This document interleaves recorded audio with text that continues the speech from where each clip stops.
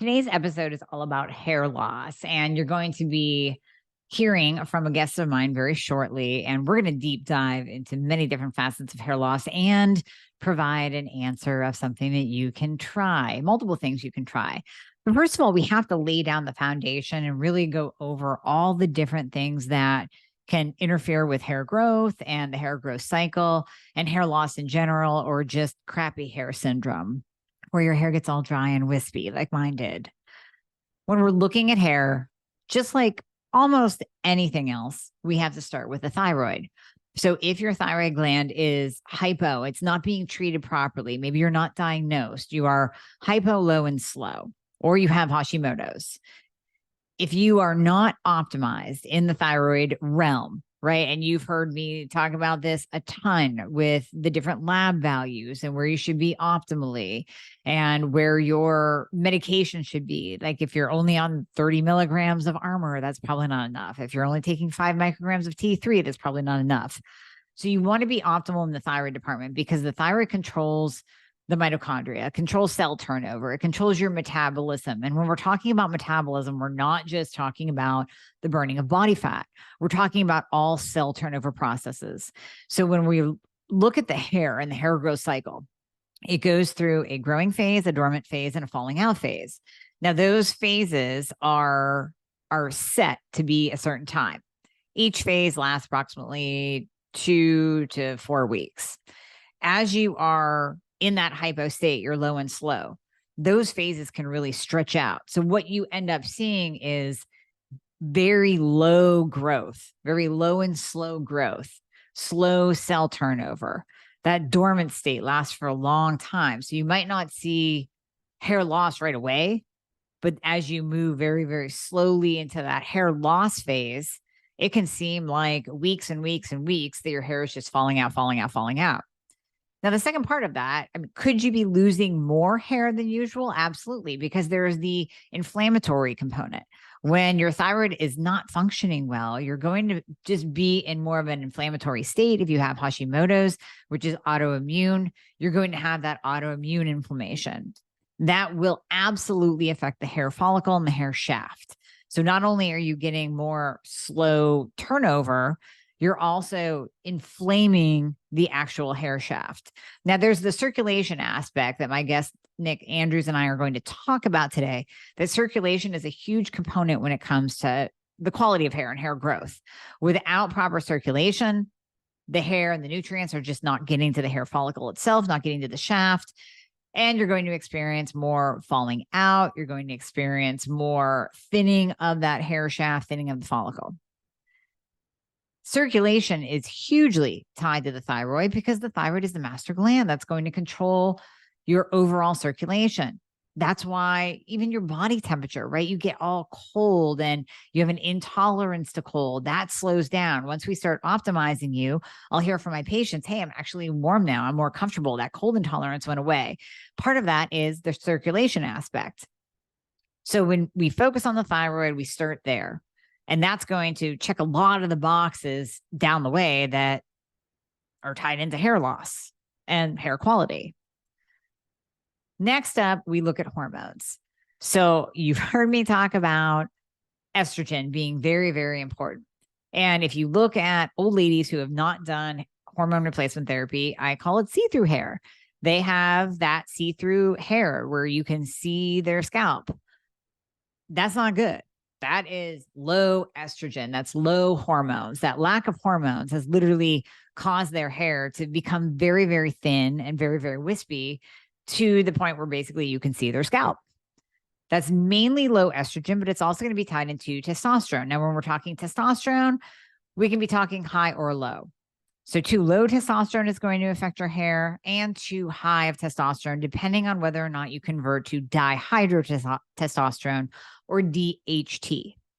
DHT is a hormone that's what causes that male pattern baldness. But in women, it will cause more of a balding at the crown, like your back crown, and that overall hair thinning. So that's elevated DHT. Testosterone can convert to DHT, which is why we test both on you, especially when we first start hormone replacement therapy. I like to get a baseline of where that DHT is. And then after starting testosterone replacement, we retest that DHT to see if it's elevated. Now, SHBG, sex hormone binding globulin, you've heard me talk about that a lot. That will sometimes bind to DHT. So if you have a high SHBG and a high DHT, that might not be a huge issue. It all really depends on where your SHBG is falling. I like it under 200 if your DHT is high. I know I'm throwing out a ton of numbers for you. You might want to take notes. I like it under 200 regardless. So that's where I would add in Bedroom Fixer to lower it if it is over 200. I really would prefer it. Optimal DHT is 60 to 80. If you have a high DHT, you can get away with having a little bit higher SHBG. So really under 150 would be optimal. If you're 150 to 200 or above 200, that's where you have to add in Bedroom Fixer. So we look at all of those components. Then we move on to protein intake, lifestyle, nutrition. And Nick and I talk about this, so I'll be brief here. If you are not getting enough protein in, and that is 1 gram per pound of lean body mass, we talk about this as it's associated with fat loss. It's absolutely associated with hair loss and hair quality. Hair is made up of amino acids. Now, taking an amino acid supplement is great, but it's not going to be the be all end all. If you are deficient in protein, or if you are a vegan or vegetarian, you are not going to get the amino acids that your hair needs to grow, needs to be strong and healthy and thick and vibrant. That's why I always joke, if you go to Whole Foods and you look around, you see the people working there, half of them are vegetarian and their hair looks like garbage. It's thin, it's wispy, it's dried out. They're not getting in the high quality amino acids needed for good hair quality. You need the protein. You need all of the vital nutrients. So if you are eating the standard American diet and you're high in processed food, you're high in sugar, not only is that going to cause an inflammatory response in your body, which is 100% going to affect your scalp and the hair follicle, it's also going to drive up insulin. That's inflammatory as well, but it's going to put you in a nutrient deficient state. If you're eating a ton of garbage, there's no way that you are getting in high quality protein or high quality nutrients, all the other nutrients that your hair needs. Your hair needs B vitamins. It does need some biotin. Now, taking a biotin supplement, not the be all end all, but taking a full spectrum, high quality nutrient supplement, beef organ supplement, really high quality multivitamin or multi-mineral, that is going to be key. That is absolutely going to help with your overall nutrient status of your body. Iodine, I've talked about that a lot. Super important for all the cells in your body, super important for hair growth. If you start looking into all the different things that iodine does, we have seen marked improvements anecdotally and in certain published journals. Patty, you can cut this part out. Let me start over. Iodine. Iodine is hugely important. You've heard me talk about it a multitude of times. It's vital for every cell in your body. It's vital for your thyroid. It is vital for your hair. We have heard multiple anecdotal stories from David Brownstein, from the book that I always recommend, The Iodine Crisis by Lynn Farrow. In there, you will see tons of studies of people regrowing their hair or that their hair loss stopped after using iodine, not on your head, internally. What else? Stress. Stress is a big one. Stress is huge. Nick and I talk about that as well. You'll hear him talk about that. So we break that down. High cortisol, high stress. So if you are under a lot of stress, whether it's physical, emotional, you're exercising too hard, you're killing yourself at the gym, you're not eating enough, you're intermittent fasting too long, or you're just basically in an anxious, depressed, stressed out state all the time, that will start to affect your hair. And we bring up the days of COVID. Think about when you had COVID, that was a huge stress response on the body, big cytokine storm, big inflammation storm, and you saw that hair loss about 3 months later. That is how stress affects it. So whenever we see the stress effect on hair, it's usually from something about 3 months ago, although it can be that ongoing stress, that low level, ongoing, day in and day out kind of stress. So we have that factor as well.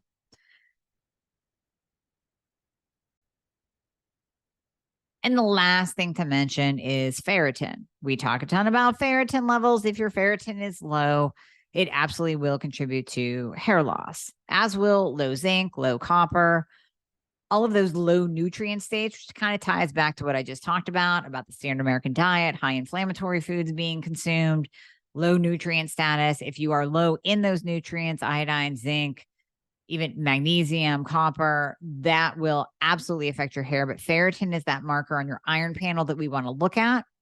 And you really want to be 60 to 80 with your ferritin. In Hashimoto's, we say 80 to 100. I have a totally separate episode just on ferritin. We dive into that and talk about how low ferritin levels can actually overlap and mimic a low hypothyroid state. So whether you have hypothyroidism or you decide to combine that with having low ferritin as well, you're kind of hitting your hair with a double whammy. Not eating enough protein is going to be a triple whammy. Maybe you're exercising yourself to death and intermittent fasting yourself to death, and you're stressed out about your health condition because you just can't find answers. I hear that from so many of you. All of that is going to compound on top of each other and cause massive amounts of hair loss, hair shedding, hair thinning, and just low quality hair in general. Now, I'm not going to go into the standard things, using heat, over blow drying, over bleaching, over coloring, getting the Brazilian blowout. You know that those things damage your hair. You know that. I wanted to go over the internal biological, biochemical processes that can affect hair growth and hair loss.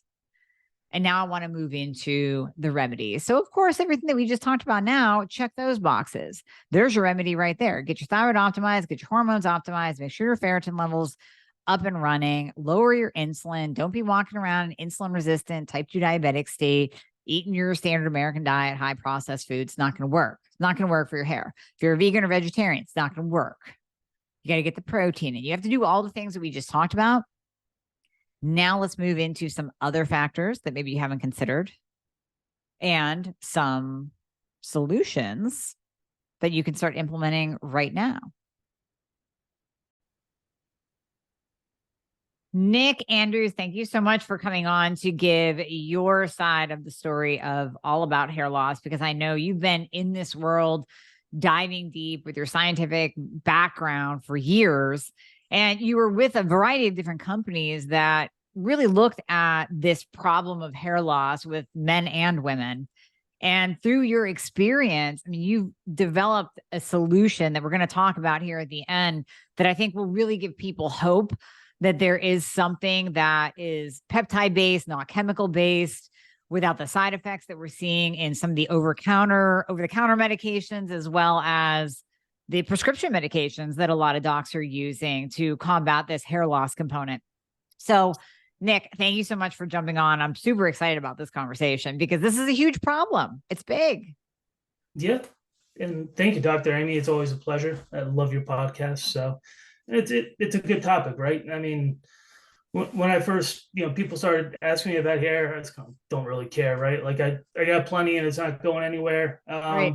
When I actually stopped and took a look at it, just from the technical aspect, I mean, it's phenomenally complex when you get into the actual biology of hair and hair loss. So, it was fascinating once I finally dived into it.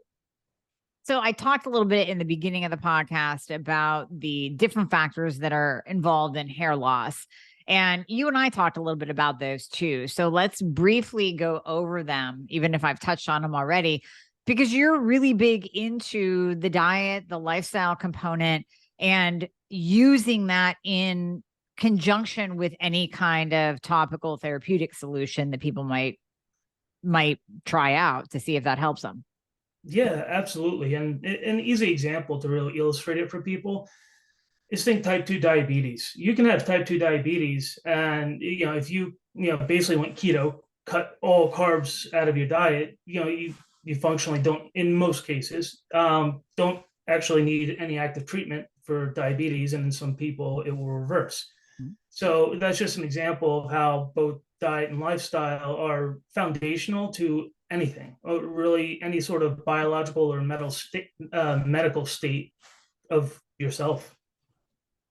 Now, so with the people, and that totally makes sense, with the people that you work with, are you seeing more of like crappy diet, lack of protein, hormone imbalance? Like, what are you seeing the most for the causes of hair loss?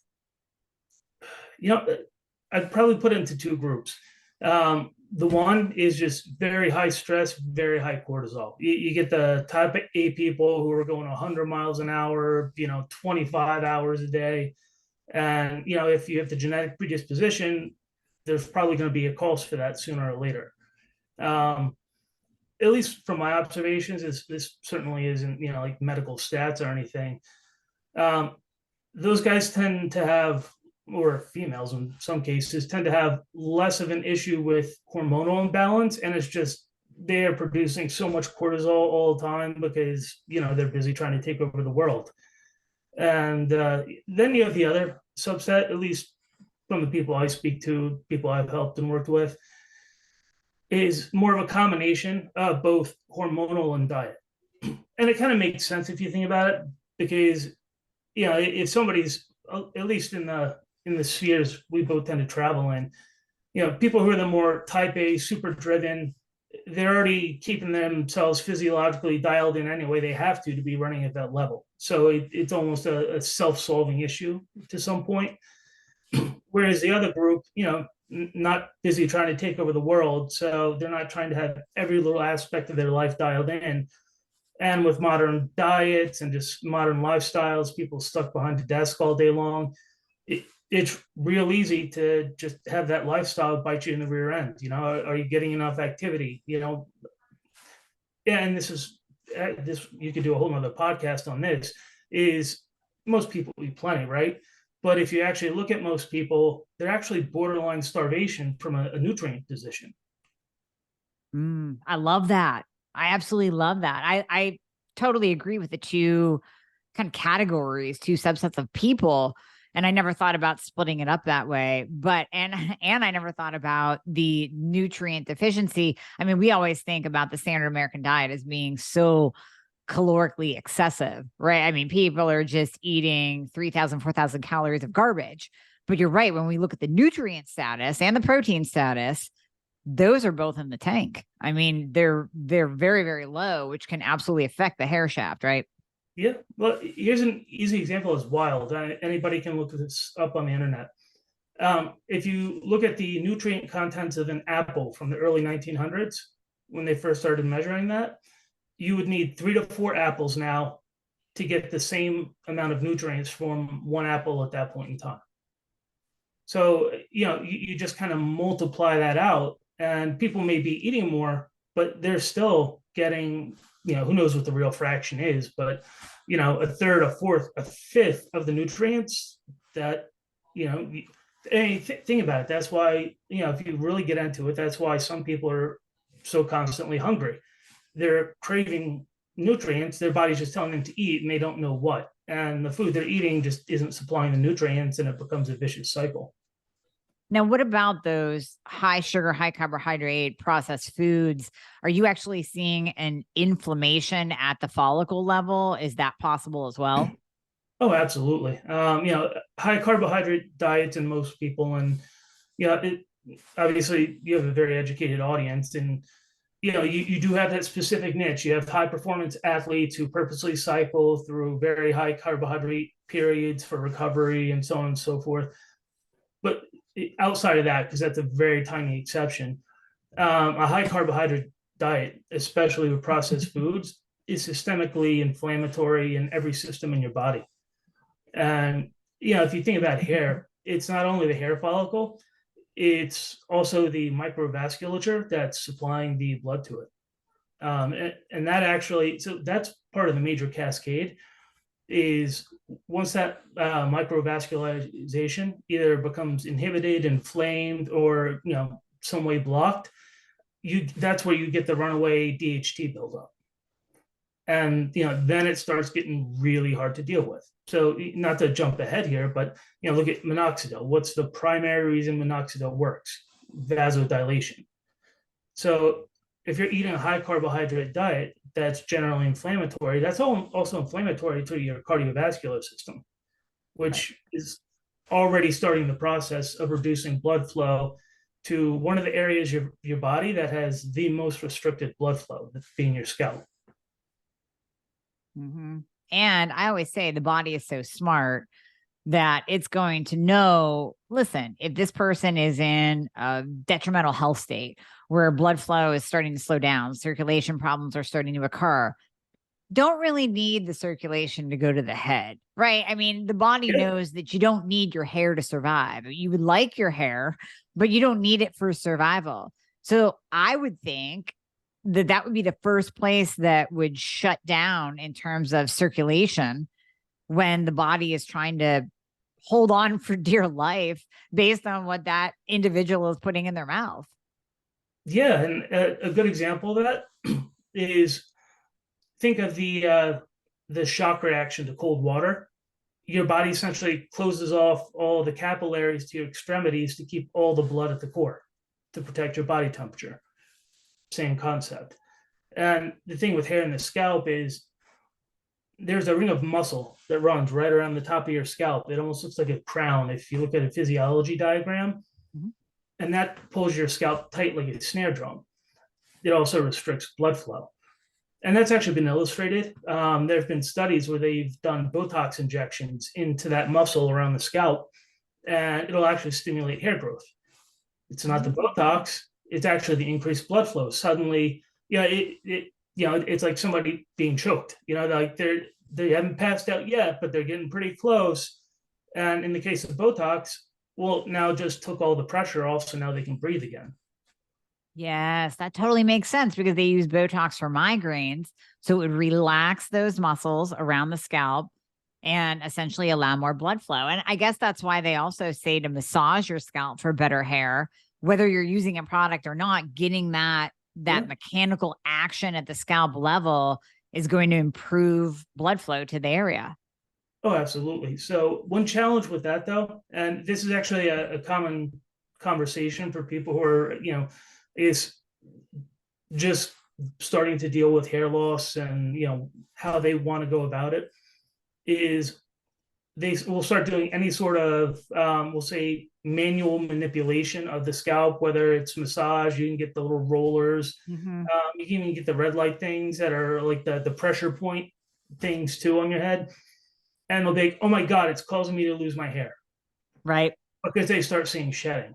Mm-hmm. And it's actually important for people to realize that's hair that was already lost. It was still mechanically attached to the scalp, but the follicle was essentially already dead. It was just residual mechanical connection, and essentially it was coming out anyway. Yeah. So if you're going to engage in massage or any sort of, we'll say, mechanical manipulation of the scalp and you're dealing with hair loss, just understand you probably will notice some shedding at first, but understand what it is. It's not additional hair loss. You are actually improving the state of your scalp. It's just somebody who hasn't exfoliated in a long time but still showers every day. The first time you exfoliate, you're going to be like, oh my god, like what's coming off of me? Mm-hmm. Right, exactly. Now, would that be the same if someone starts to use a topical product? We're going to talk about Fallatin in a minute, but let's say someone starts to use Fallatin or any topical product. And I mean, the goal is obviously to get it into the scalp. You don't want to just put it on, let it sit there. You want to actually rub it into the scalp. They're also going, and not necessarily even that manipulation. I understand what you're saying there because I've heard that from my patients too. It's a big freak out. It's a big freak out when they get this glob of hair on their hands, right? But even just the process of improving circulation to the scalp, I talk about that hair growth cycle, the dormant state, the falling out state, the growing state. Well, that cycle slows down. Maybe they're hypothyroid and everything is low and slow. Maybe they don't have proper circulation. Everything is low and slow. And then all of a sudden, okay, you start fixing their thyroid. That's better. You start improving circulation through whatever technique it is, topical, manual, whatever. All of a sudden that hair growth cycle is going to speed up. And just like you said with the manual manipulation, they're going to be like, oh my God, I'm losing all this hair. No, you're not. You're just now kicking into normal gear of that hair growth cycle. Am I saying that correctly? Yeah, absolutely. Okay. If you look at a lot of the mainstream products, everybody plays games around the wording because everybody wants immediate results. But if you actually go look at their own information, most of them will generally say expect, observable results in 3 to 6 months.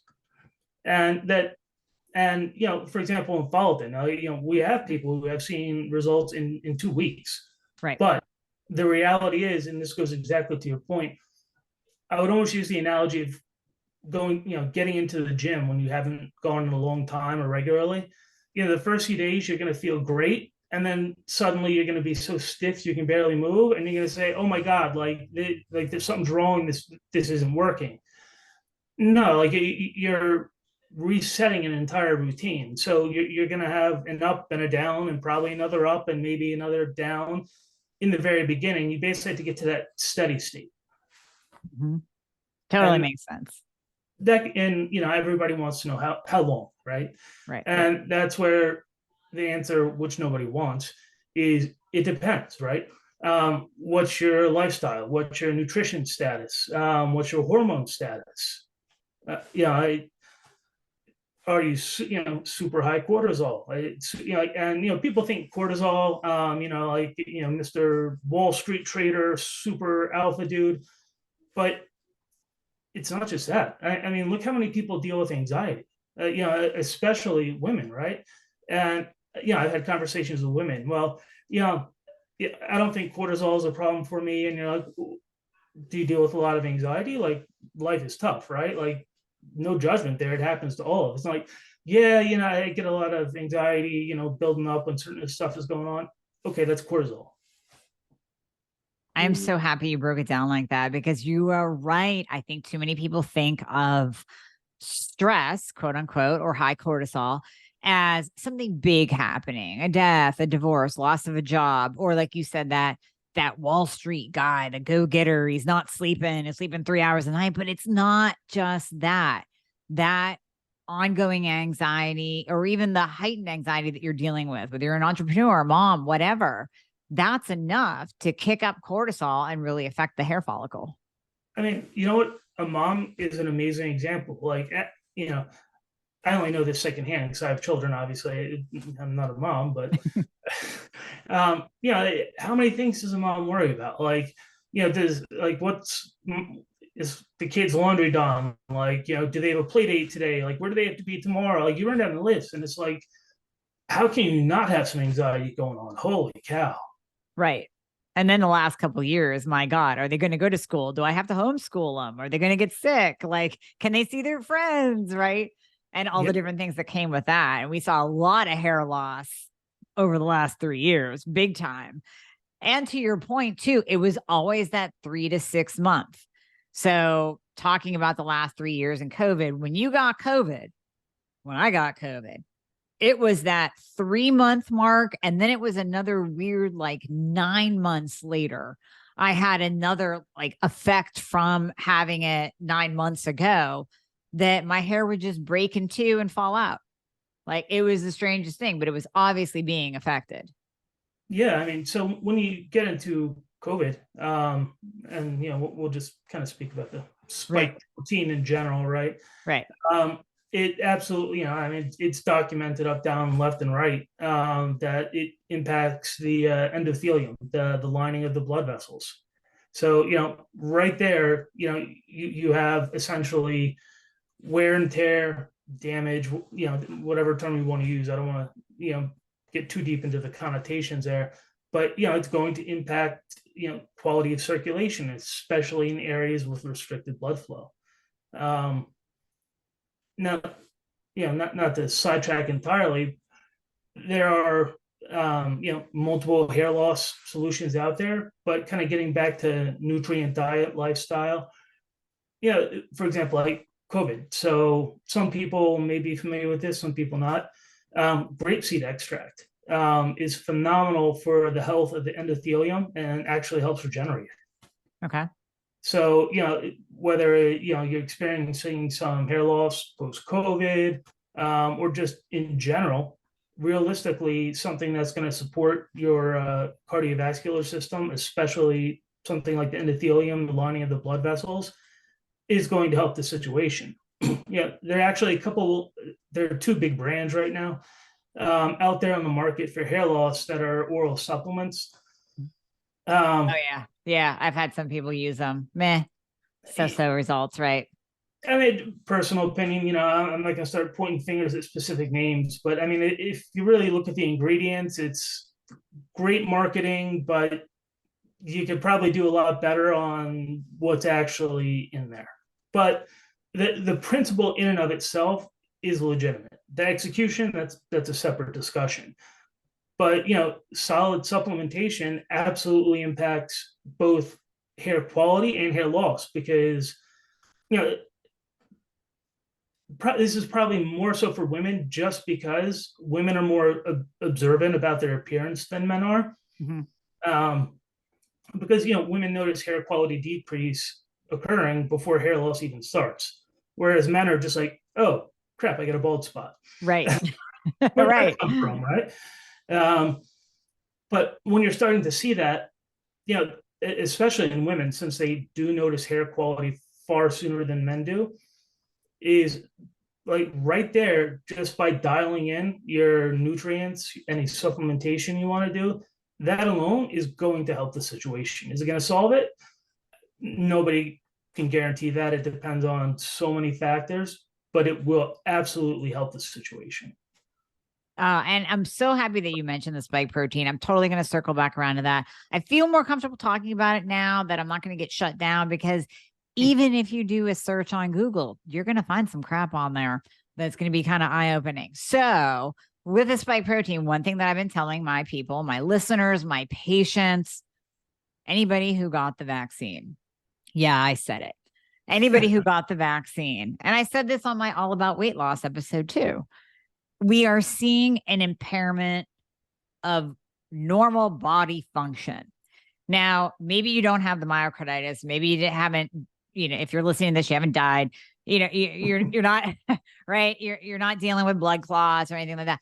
But if you're just dealing with weight loss resistance and hair loss, again, for a woman, that's enough to send her over the edge, right? So we know that this is a problem, and kind of springboarding off what you said, Nick, the spike protein, are we seeing it? We're seeing it affect circulation. So 100% that will now affect hair growth and hair loss and the quality of the follicle. Mm-hmm. Are you also seeing that spike protein literally attacking? Are we seeing some alopecia from it? Are we seeing an increase in the autoimmune hair loss component? So you're definitely seeing it through autoimmune, because that's well documented that to throw around a fancy term, IgG4, basically it's a certain type of immune response that the vaccine tends to stimulate. The problem with it is it essentially leads to at least some degree of autoimmune state. Additionally, though, what's hitting a lot of people, especially with regard to hair and COVID and the vaccine, is that the spike protein inhibits, damages mitochondrial function. And if you look at hair loss, even in a best case situation, COVID never existed in the first place. A big aspect of hair loss is a loss of mitochondrial function, which is part of the cascade of hair loss. Mm-hmm. Now, in a perfect case, the decrease of mitochondrial function is more related to diet, restricted blood flow, so on and so forth. But now when we add another component that directly damages, inhibits mitochondrial function, you got a problem. Yeah.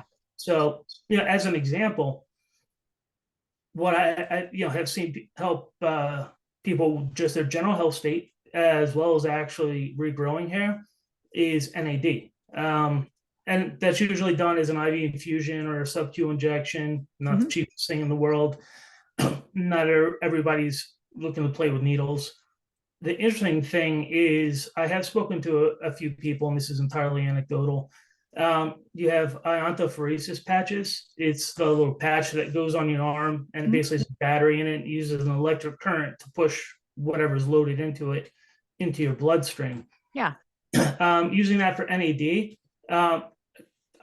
it's funny. I've seen some really big changes in people with that. And it's not magic. It's not going to happen in 5 minutes or one day. Most people, it's funny. Other people will usually see it in them before they see them themselves. They're like, wow, you're just like really perky all day long. And after a couple of days, they're like, wow, like I feel really good. Yeah. Because suddenly you're directly doing something to improve mitochondrial function, which is going to help hair. It's going to help everything: fat loss, hormonal status, everything. Wow. No, that's a big deal. I mean, all right, that's a whole nother podcast for sure. But no, I love that you're talking about all these things because I want to be real with my audience. I record these podcasts with my patients in mind.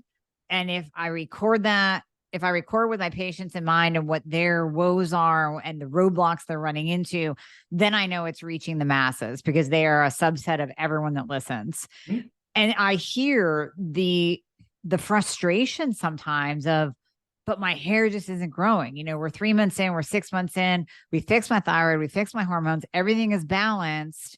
I got my diet and lifestyle under control. What else could it be? And that's why I brought up the spike protein, because sometimes it is something entirely different. It's something else that you did, or voluntarily, not voluntarily, whatever, that is now affecting your body. So we have to lay all the things out on the table before we get into what you can do about it, because people need to realize, yeah, you might be doing all the things that we talk about here, and there might be something still in the mix that is causing an issue. So whether it's blood flow, spike protein, lack of NAD, mitochondrial function, whatever it is.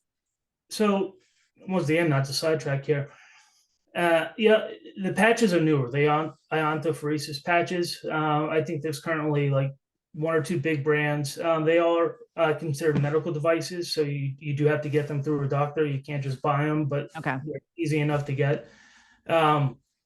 Is the cool thing is, if you look into the data out there, by increasing NAD, you're basically improving all your body systems. So essentially giving your body more fuel, because NAD is the primary fuel for the mitochondria, which powers everything in your body. So as you give your body basically more gasoline to run the engine, it can self-repair more effectively any single system that's having a problem. So you're not going to say NAD fixes hair loss, NAD fixes stiff joints, NAD fixes hormone function. No, not directly. What it's doing is giving your body the additional energy, because for whatever reason your energy production is compromised. And now that it actually has the energy, your body has countless regeneration pathways and redundant pathways. It just needs the energy to use them. Mm-hmm. So, especially once you get into more middle age and older, I actually absolutely love NAD. I think it's great for supporting somebody working with hair loss, but honestly, for any health condition, because you may have some other core therapy treatment, protocol you're following. NAD is going to do nothing but help it. Wow. I didn't know it was that powerful. Again, yeah, I'm gonna have to bring you back on, just talk about NAD. Because there's a lot out there, like you said. There's the supplements that I've heard, so kind of sort of. There's obviously the peptide injectables, there's the IV infusions, like you mentioned.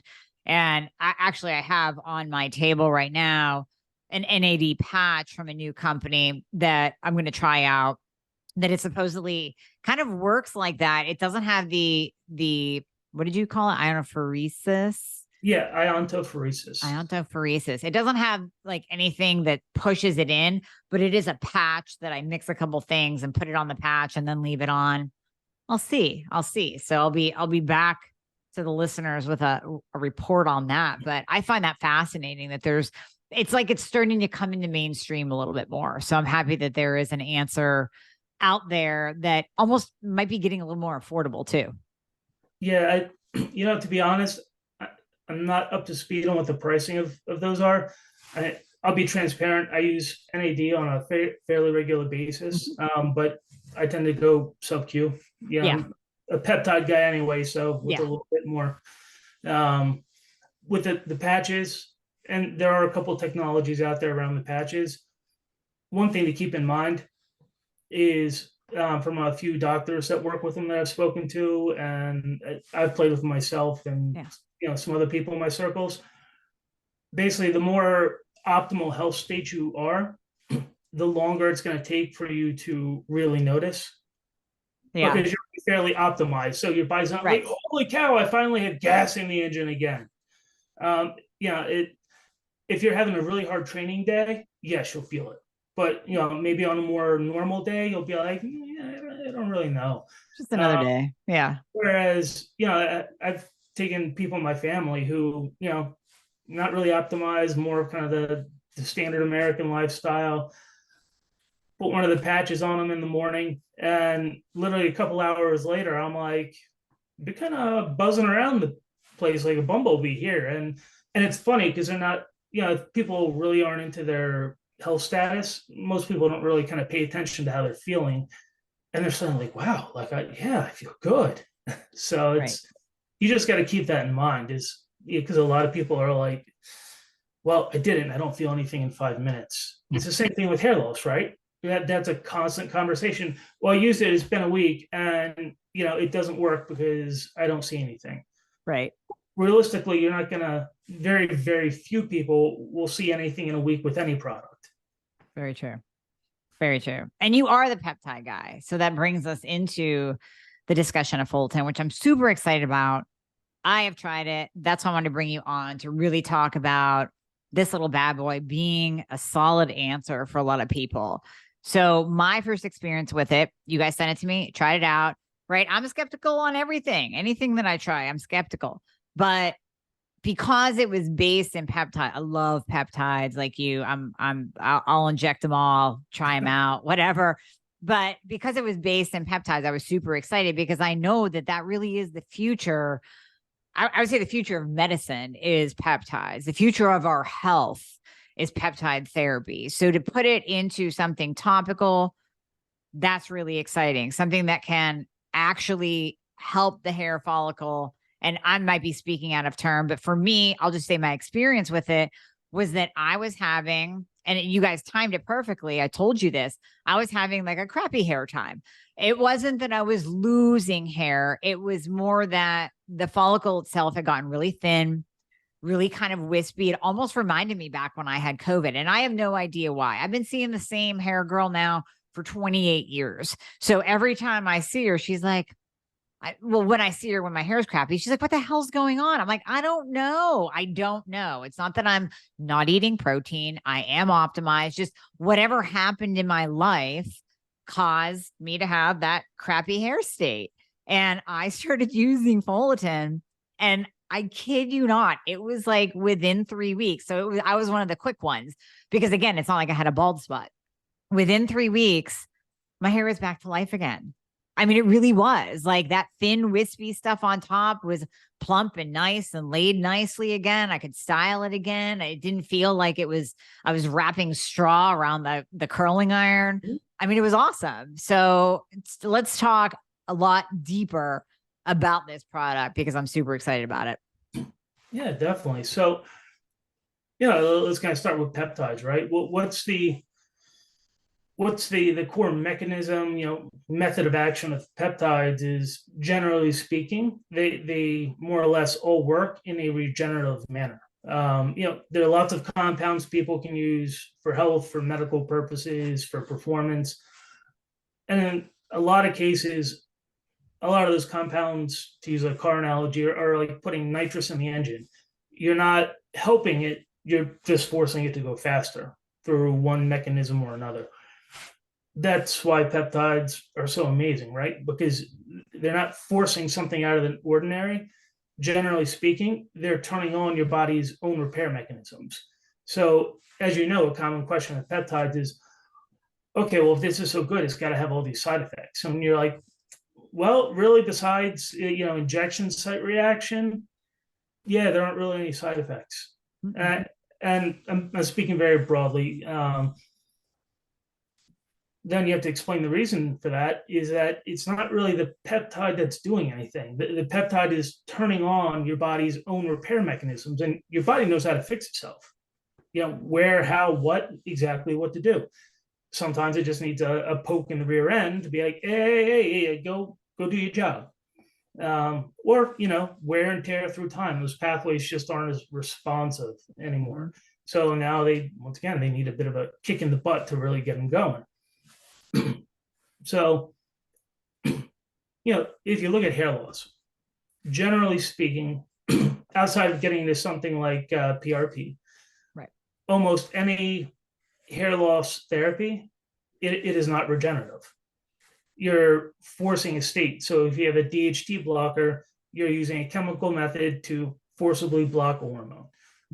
If you're using minoxidil, you're using a compound that's a forcible vasodilator. So yes, they work, and those effects are very real. And then as soon as you stop taking them, the effect goes away. And the issue, and this is with not just hair loss, this is with, we'll say, any exogenous compound, any external compound you're taking that's forcing something in your body is always working to maintain balance. And our balance, and that's the challenge with hormones, right? Because everybody's natural balance point is different. There is no one answer. Right. But when you push against it through an artificial means, the second you stop pushing, your body pushes back even harder. Think about the stereotypical bodybuilder using, extreme super physiological levels of hormones. Right. And, they come off them, and for what maybe they have a health issue or just decide to get out of bodybuilding, and, they're 400 pounds 6 months later, no muscle. Or suddenly they have heart issues or endocrine issues, and their body pushed back because it'd been pushing back all that time. It was just balanced by the exogenous, the external compounds. Same principle with hair loss, because people are like, I'm going to use minoxidil, I'm going to use finasteride, and maybe it works at first, like a common with finasteride, like, hey, maybe I'm having issues with personal intimacy with my significant other. Maybe it's just impacting my mood, my drive in life, whatever else. But crap, if I stop using it, like I'm going to start losing hair really fast. Right. So there are 2 points to that. Is that's where Fallatin is different. Fallatin takes the peptide approach, and let's not force your body to do something. Let's come up with something we can give it that actually helps it rebuild its own systems so it can do the repair on its own, in this case, regrow hair. The other interesting thing about that approach is that it can actually be paired with, I actually haven't seen of any or thought of any, we'll say hair treatments that it actually can't be paired with at this point. Right. So you're on minoxidil, you're on finasteride. I don't recommend this to people. I'm not a personal fan of minoxidil or finasteride, but from real world results, from conversations I've had with some of the customers who've already bought it, they actually see accelerated results with the mainstream compounds, right? Because the mainstream compounds have their forcing action, but at the same time, Fallatin is helping to regenerate the underlying structures of the follicle and the scalp. So they're like, wow, it's like it put this stuff on turbocharge. Yeah. At the same time, it gives you an option for coming off. Like, hey, finasteride, just I'm having too many hormonal effects, or for whatever reason, I don't want to be on it. I'm sure you've talked about this, but finasteride, unfortunately, and there's a big study being done on this. It hasn't been released yet, but I have seen some of the data. Is finasteride massively accelerates cellular aging. Oh, wow. That's not good. Like if you start looking at telomeres and biological age, finasteride massively accelerates it. So, just one more reason, you probably don't want to be on it, quite honestly. Right. But look, I get it. We all have to be realistic. Both you and I would probably be in a tough spot in that situation, right? Like, I shouldn't really be on this, but I don't really want to lose my hair. So, like, what are my? It's a tough spot. What are your choices? Well, fortunately now, we can help you with that, because by bringing Fallatin on, and the exact method procedure you follow is honestly going to vary from person to person, but generally speaking, you would start using it in conjunction, then anywhere over from 1 to 3 weeks, just slowly ease off of whether it was the minoxidil or finasteride, and maintain the Fallatin for anywhere from 1 to 3 months. and realistically, you're going to keep most of what you had. Okay. Well, that's exciting. And well, the other thing to mention with finasteride is that it has a large suicidal ideation component to it. Oh, So, yeah. I mean, we know a couple people that knew people that either committed suicide or had suicidal thoughts. So, it's a pretty scary drug. But you are right, Nick, that and I said this earlier, the weight loss and the hair loss and the weight loss and the hair loss are the two biggest things that consume, especially a female patient, female audience. And they will almost do anything. So, right, when you give them I can save your hair, but you might age a lot quicker, they're going to choose the hair, right? The same thing we're seeing with some of the GLPs. Like, we can help you lose weight, but you might lose lean muscle mass and get Manjaro face. I'll take the weight loss and I'll roll that dice, right? Yeah. That's a common issue, right? Just because something is doable, is it practical? It's that hard gray area, right? It's, people will be, oh, it's easy to be, shredded and have the perfect physique. I just do this, and this. Well, yes, technically they're right, but the reality of somebody's lifestyle to what's actually practical for them is actually an entirely separate question. Right. So that's why I'm so excited about Fallatin, because it's safe. It's based in peptides. We can't go into every single peptide that's in it because this is a patent formula, but the ones that are in it, some of them people will know from reading about peptides, or if they've listened to anything on peptides. You have the heavy hitters in there that are known to stimulate regrowth of hair and actually help the skin too, which there's a whole skin line that you guys have too that we won't even get into today. We'll get into that down the road. I'm using that too, and I'm pretty pumped up. But no, the Fallatin in and of itself for hair regrowth is just, it's fascinating, and it just looks so promising. So promising. So, absolute transparency, kind of like you said in the beginning, I'm a big fan of skepticism, if nothing else, because, I know I've heard you say variations of this before. Not everything works for everybody. Being skeptical is good, right? Just because something works great for you, maybe I'm like, not so much for me, right? So try it. And the key thing about skepticism is, and not to get on a rant here, is I think a lot of people do it the wrong way. Being a skeptic, being skeptical about things is good, but you don't do it in negative fashion. You do it by, just being aware of the state of whatever it is you're engaging. So, okay, here's how my hair normally is. Let me really pay attention to it for the next month or two while I'm doing this. Yeah. So versus being like, it's probably not going to work, and then just doing it anyway. That gets into the psychology and placebo effect. Like, if you have already made up your mind something probably doesn't work, even if it's not going to work, it's actually wild. They've done studies on this, through multiple things. If somebody has a mindset going in that something's not going to work, even if it works, they're blind to it. They don't see it. So they're like, oh yeah, it was garbage. Meanwhile, like, for example, with I think they actually did a study like that with weight loss.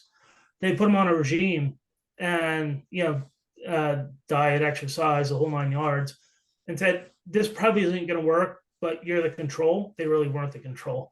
And it had them go through it. And they're like, so, don't expect any weight loss.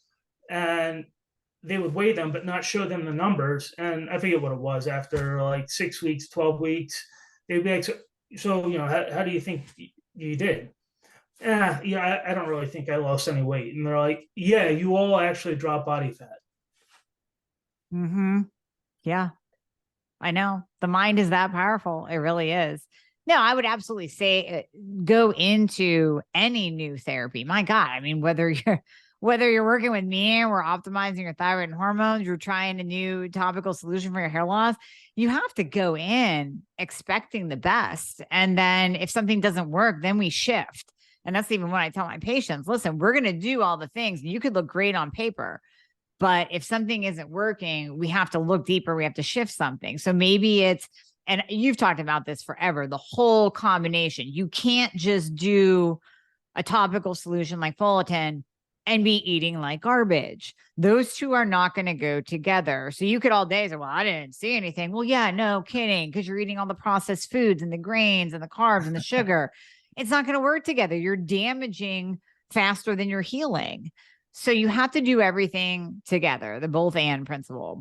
We have to do both the lifestyle component and the treatment solution.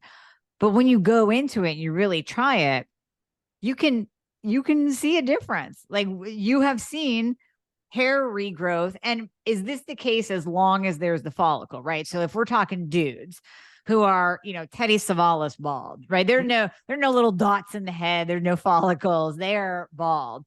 They're not going to get regrowth, right? You have to have the follicle. So here's the interesting thing is generally I would tell somebody, don't expect a lot from it. If you want to give it a shot, go for it.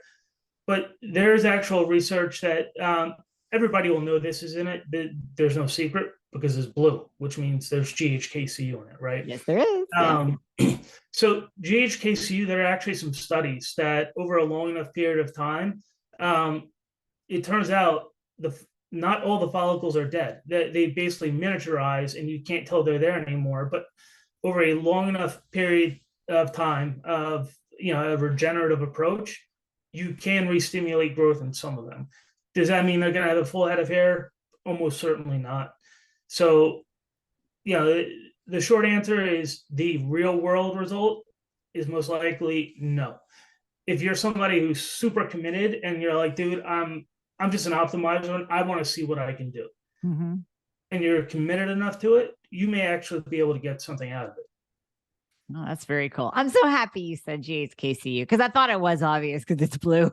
But I mean, that's one of my absolute favorite peptides. Favorite for all things like skin, hair. Oh my God. It's so amazing.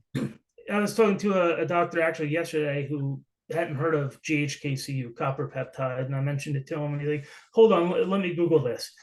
And it was funny because it was almost like a comedy routine. Like he starts reading down the screen. I was on a Zoom call with him, and he's like, "Wait, it does this and that and this." Wait, hold on, I'm not done on the list. Oh yeah, it's a big one. It is. It's incredible. It's incredible. And I think when I looked it up too, this particular peptide has been around for a very long time. I want to say the 70s, but it could be before that. And I remember when I was looking it up, I'm getting pissed that nobody told me about this. They're always pushing the retinol, right, for the skin because GHKCU is fantastic for hair and skin. They're always pushing the retin-A, the retinol. I can't do that to save my life. My skin immediately goes red, flaky. I don't care if it's the lowest concentration, whatever. When you start reading the studies on GHKCU, it's better than retinol. I mean, the cell turnover, the collagen production, the wrinkle reduction. Oh my God. Yep. Yeah. My best guess on that, because you're right. GHKCU first, I guess they really started looking at it from more of a commercial perspective in the late 70s. So 50 years ago at this point. I was curious, right? Well, why has nobody done anything with this stuff for freaking 50 years? And honestly, the best I ever came up with is that the cosmetics industry, they don't like things with strong colors. Yeah, they want it white or off-white because, and I've seen this firsthand with our products. People see something with a blue color. Oh my God, is it going to stain something blue? Right. And, just put your marketing hat on. And because fundamentally, cosmetic companies are marketing companies. Cosmetics are really secondary. If you look at them, they're really just giant marketing firms that happen to sell cosmetics. Mm-hmm. So from that perspective, I completely get it because you just put a barrier in front of your potential customer to buying it. Oh my God, is it going to stain? Right. No, it doesn't stain anything. But yeah, I mean, it blows your mind. I had a friend who had a very, very severe burn up and down most of his arm. Kind of did something stupid and opened a radiator cap when he shouldn't have. And this was several years ago before we really knew each other. And unfortunately, he does have some scarring on it. And I'm thinking, I'm like, my God, if you had just, basically completely slathered his arm in GHKCU and put a dressing on it, he would have had no scarring. He wouldn't have lost something like 2/3 of the skin on his arm sloughing off from the skin Mm-hmm. damage. GHK, I'm sure you know this, but one of the really cool things, and this is why GHKCU actually stops sunburns, is any sort of burn, most injuries, it's not instantaneous. Similar issue with hair loss, since we're not trying to get too far afield here, is it's a process. Most things in your body is a process. So yes, you were outside. Yes, you had excessive UV exposure, but the development of the sunburn is a cellular cascade that has to go through step after step after step. Well, GHKCU actually interrupts that and says, "Whoa, hold up. Don't go down the damage pathway. Instead, hang a right and let's go down the repair pathway." Okay. That's why it works so well. I love that. Yeah, so it literally interrupts the signaling that's saying, hey, calls all the inflammatory and damage response. Just nope, let's just turn that off and let's just turn on the regeneration response and skip the damage part. So it totally makes sense why it would help with hair loss as well as the actual quality of the follicle. So that's what I experienced, at least. So Yeah, and yeah, interest, and this makes sense when you think about it. Anecdotally, Fallatin people tend to see, or women tend to see results faster with Fallatin than men do. And it makes sense when you think about it, because if you're experiencing a degradation in hair quality or outright hair loss, even in women, there is a DHT component. But in women, obviously, it is massively smaller than in men. So, there are multiple pathways in hair loss. DHT is absolutely one of them, but it's not the foundational one. That's just what people are used to hearing. So if you have, guys basically end up with an extra roadblock in the hair loss battle that a lot of women don't have, which is, makes perfect sense why you see women tend to respond faster. right. I love it. Well, Yeah. all the women can do is try it out and let us know. Well, the women and the men. We're not specific for women, but the majority of my listeners are women. And that's where I really hear the complaints from about the hair loss. So they just have to try it and let us know. But you got to go in with a good attitude, open-minded, and give it a shot, because this could be the one answer. And as long as you're stacking it with all the other things, like the lifestyle components. So that has to be said again and again and again. Something And else. I love the product so much, I decided to carry it on my store. So we're going to put the link in the show notes of where people can find it. But this is just huge, huge. I think this is the next thing in the answer to hair loss. Well, thank you. One thing I do want to throw out for people is something that is going to help anybody who's using it. Is microneedling or derma rolling. The term's also used interchangeably. A common question is, well, what size needle do I need to use? If you're working with a healthcare professional, there can be more of a discussion around that, because you can use longer needles, but then, you want the proper guidance. But really, anybody can use a 0.25 millimeter, derma roller needle, micro needle. You're not going to be worried about damaging the scalp, and it will absolutely improve the results. Well, yeah, because you're creating those little micro tears or micro holes in the scalp. And then when you apply the product, it gets down in a little bit more. So if they microneedle, will they have to do the manual massage as much, or can they just kind of microneedle and then put it on, just let it like kind of pat it in? So yeah, with women, I think massage is a little more important, because the reality is it can be a little more challenging for women, because you have a much larger volume of hair, and the reality is, even if you're taking like a fine tooth comb and you're like carefully parting to get to the scalp, the shaft of the hair, especially, your hair is gorgeous. Look at your hair. With hair like that, the shaft of the hair itself is going to begin to absorb some of the Fallatin. Yeah. So, if you have thick hair like I do in the case of a guy, or hair like yours more in the case of a woman, you still want to do the massage, just because if you're going to leave it sit there, just through the natural absorption action, whether it's water or anything else, the shaft of the hair is going to start soaking stuff up. Right. And I'd rather be helping it into the scalp instead of just hanging out there. Yeah. Yeah, totally. Well, Nick, thank you so much for coming on and sharing all of your wisdom. This went longer than I anticipated, but I loved it. It was a fantastic conversation. So we had to keep going.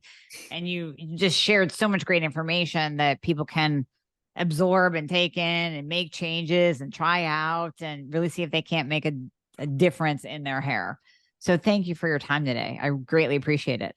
Yeah, thank you. And one last thing I'll add is for women, the current Fallatin, the needle nose bottle comes in. It is usable. It's not the best format for women, especially if they're addressing more hair quality or just the very, very early stages of hair loss. Mm-hmm. Over the next 6 months, we will be working to launch basically a leave-in conditioner that uses the same principles because Fallatin works on the scalp, not the hair, right? But with a leave-in conditioner, I've learned through all this how complex women's hair care and beauty routines can be, and I had no idea. Yeah. But whether it's once a week, twice a week, whatever works in a woman's normal, hair care and beauty routine, you can do this. And is it going to change everything overnight? No. But as you saw firsthand, it absolutely will at least begin to improve the quality and improve the general conditions of the state of the scalp and the follicles. Love it. Oh my God, I'm excited for the leave-in hair conditioner. That's so awesome. So awesome. So everybody should be excited. Great things on the horizon and great things available to you right now to put into your protocol.